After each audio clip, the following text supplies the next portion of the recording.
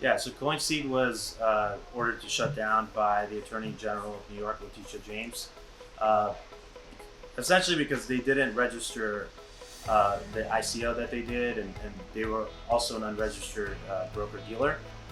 So New York basically sued them and shut down their operations in the summer, and then they continued the alleged illegal activity after that as well. So there's multiple claims from the Attorney General, and they've been ordered shut down now, and to return about $3 million of investors' money. So What's the ICO? What's the unregistered ICO that the yeah, the unregistered ICO, it was basically to raise money for their coin, CSD, their own from investors. Yeah.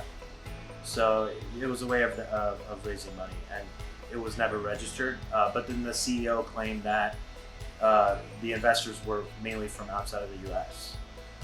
But New York has these strict laws that they have to register.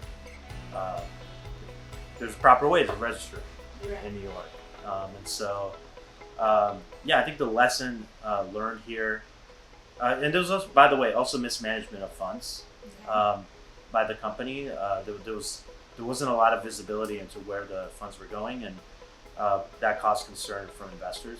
And I think the lesson learned here is that, well, first of all, make sure that the leader of a company has a track record and credibility.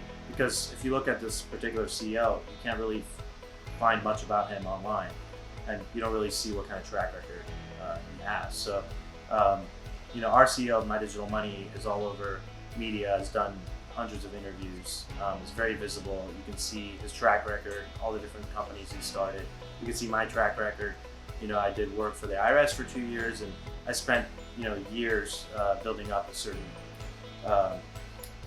credibility, right? And so that's important, because no one's going to spend all these years, building a track record and then just to scam you.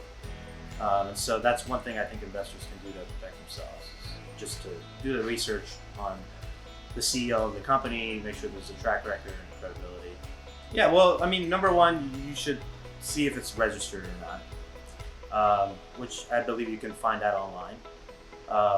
Exactly how to do it, we can post that later. But so that's one. It doesn't mean that it's a good idea to invest in that. The other thing is research the founders to see if they have a track record, and also the project itself to see if you believe in the project. I think it's always a risk. You never know 100%. But from the way I do it personally is I Google as much as I can. I look on social media, see what others are saying about the company.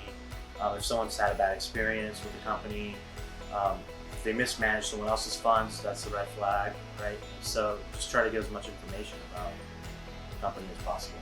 And also, it being U.S. based is important as well, because the U.S. is regulated, and there's less of a chance of the company disappearing if it's in the U.S. So I think being U.S. based is